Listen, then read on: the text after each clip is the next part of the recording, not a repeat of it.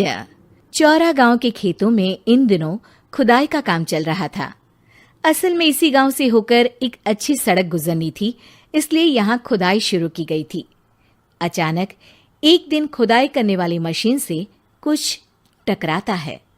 बाद में जब खोजबीन की जाती है तो वहां से 2 कंकाल मिलते हैं। पुलिस गांव के लोगों से पूछताछ शुरू करती है। आप लोगों को क्या लगता है ये किसके कंकाल हो सकते हैं? अरे साहब, हमें क्या पता ये किसके कंकाल है, आप ही लोग पता लगाइए। हम लोग तो बहुत ज़्यादा डरे हुए हैं। हाँ, हमारी फॉरेंसिक टीम अभी आ रही है। ये बताओ कि इस गांव के रहने वाला कोई जोड़ा गायब तो नहीं ना? क्योंकि शुरुआती जांच में तो ये बात सामने आ रही है कि एक कंकाल किसी पुरुष का है तो एक किसी महिला का। साहब, हमें तो बहुत डर लग रहा है। ऐसे कंकाल मिलने का मतलब गांव के आसपास ही किसी की हत्या हुई है या फिर किसी को जलाकर मार डाला गया है। हाँ साहब, हम अपने परिवार को लेकर बहुत ही ज्यादा परेशान हैं। देखिए, आप लोगों की परेशानी हम समझ सकते हैं, लेकिन आप लोगों को पुलिस का सहयोग करना होगा, क्योंकि आपके सहयोग के बगैर हम ये पता नहीं लगा सकते हैं कि आखिर ये किसके कंकाल है और इनकी हत्या किसने की। ठीक है साहब, गांव के लोग आपका पूरा सहयोग करेंगे। हाँ साहब, पूरा सहयोग करेंगे। तो फिर ठीक है, हम अपनी जांच शुरू कर देते हैं। कुछ दिन बाद जांच रिपोर्ट आ जाती है। पता चलता है कि ये कंकाल करीब 20 साल पुराने हैं, यानी 20 साल पहले किसी जोड़े की हत्या कर शव को यहाँ पर दबा दिया गया था। इंस्पेक्टर राघव, ये बताओ कि 20 साल पहले की मर्डर मिस्ट्री क्या आप सुलझ सकती है? हाँ सर, क्यों नहीं, लेकिन अब सबूत और गवाह काफी मिट गए होंगे। मुश्किल तो होगी, लेकिन शायद किसी परिवार को इंसाफ मिल सके। इंस्पेक्टर राघव, आप बिल्कुल सही कह रहे हैं। किसी परिवार को तो इंसाफ मिलेगा ही और किसी को उसके किए की सजा भी मिलेगी। जी सर, मैंने तो जांच शुरू भी कर दी है। 20 साल पहले इस गांव के 2 जोड़े अचानक कहीं गायब हो गए थे। मैंने दोनों ही परिवारों के बाकी के सदस्यों से बातचीत शुरू की तो उन्होंने बताया कि उनके बच्चे शहर गए थे, लेकिन आज तक वापस नहीं लौटे हैं। लेकिन ये दोनों शव किस परिवार के सदस्यों के हैं, ये कैसे पता चल सकेगा? सर, मैंने डीएनए टेस्ट करवा लिया है। आज शाम तक इसकी रिपोर्ट भी आ जाएगी। अच्छा, ठीक है। उसी शाम को सर, डीएनए रिपोर्ट के मुताबिक ये दोनों ही लाशें चौरा गांव के रहने वाले प्रधान सुल्तान सिंह के बेटे और बहू की है। लेकिन इनकी हत्याएं किसने की है, ये कैसे पता लगेगा? इसी का तो पता लगाने की कोशिश में जुटा हूं सर। आज सुल्तान सिंह से मिलने भी जा रहा हूं। मेरा बेटा और बहू तो मेरे लिए सिर्फ यादों में ही रह गए थे। हमें उनकी लाशें तक नहीं मिल सकी थी। आज 20 साल बाद उनके कंकाल मिले हैं। मैं अब किसके लिए जीऊं?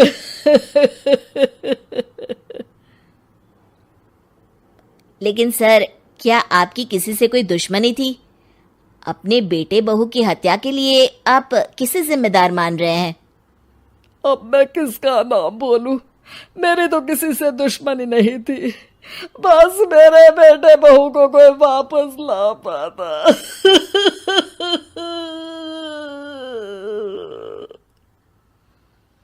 इसके बाद सुल्तान सिंह फूट फूट कर रोना शुरू कर देते हैं। सर, अब आप इनका अंतिम संस्कार करवा सकते हैं। कम से कम इनका शरीर ना सही, इनका कंकाल तो आपको मिला है।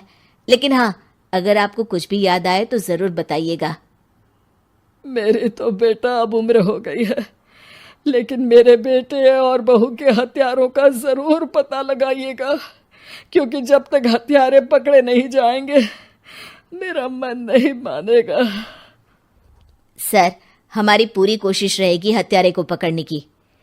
लेकिन एक बात बताइए, उस वक्त आपको किस पर शक गया था? उस वक्त मेरे एक ड्राइवर को पकड़ा गया था, लेकिन सबूतों के अभाव में उसे छोड़ दिया गया था। अच्छा, और ड्राइवर पर कैसे शक हुआ था? क्योंकि उस दिन ड्राइवर छुट्टी पर था। उस समय लेकिन लाश क्यों नहीं मिल सकी थी? उस वक्त पुलिस ने बहुत कोशिश की थी, लेकिन दोनों की डेड बॉडी नहीं मिल सकी थी। ठीक है, हमारी तफ्तीश चल रही है, मैं फिर आऊंगा। इसके बाद इंस्पेक्टर वहां से चला जाता है और सुल्तान सिंह अपने बेटे और बहू की याद में खो जाते हैं। कुछ दिन बाद सुल्तान सर, एक बात बताइए, जब आपके बेटे बहू की हत्या हुई थी, उसी के आसपास आपके ही गांव का रहने वाला एक और जोड़ा उसी वक्त गायब हो गया था ना? हाँ सर, अलका और अभिषेक, वो भी मेरे बच्चों जैसे ही थे। तो फिर वो कहाँ है? उनका भी आज तक पता नहीं चल सका, लेकिन बताते हैं कि कुछ साल पहले अभिषेक को गांव के ही किसी आदमी ने मुंबई में देखा था, लेकिन फिर वो गायब हो गया। यानी अभिषेक और अलका की हत्या नहीं हुई थी, बल्कि उन्होंने किसी वजह से खुद ही गांव छोड़ दिया था। हाँ, हो सकता है, क्योंकि अभिषेक मेरे बेटे संतोष का अच्छा दोस्त था और उसका मेरे घर भी आना जाना लगा रहता था। हो सकता है कि उसने मेरे बेटे और बहू के बारे में सुन लिया हो और ये गांव छोड़ दिया हो सकता है। उनके परिवार का कोई अब नहीं रहता क्या इस गांव में? अब तो कोई नहीं रहता। एक चाचा थे, लेकिन उन्होंने भी अपना पुश्तैनी मकान बेच दिया है। वो भी अब कहीं शहर में ही बस गए हैं। ओह, अभिषेक और अलका के बारे में भी पता लगाना होगा। हो सकता है कि वही इस हत्या के बारे में कुछ बता सके। हो तो सकता है, लेकिन वो बेचारे तो खुद ही वक्त के मारे थे, वो क्या बताएंगे। फिर भी सर, जब केस दोबारा खुला है तो जांच तो करनी ही पड़ेगी, और इस बार तो लाशें भी बरामद हुई है। कुछ दिन तक लगातार तफ्तीश चलती रही। एक दिन थाने से सुल्तान सिंह को फोन आता है। हाँ, कौन बोल रहा है? सर, मैं कांस्टेबल तुलाराम बोल रहा हूँ थाने से। आपको थाने आना पड़ेगा। थाने? लेकिन क्यों? सर, किसी की पहचान करवानी है। अच्छा ठीक है, मैं दोपहर तक पहुंचता हूँ। सुल्तान सिंह दोपहर में थाने पहुंचता है।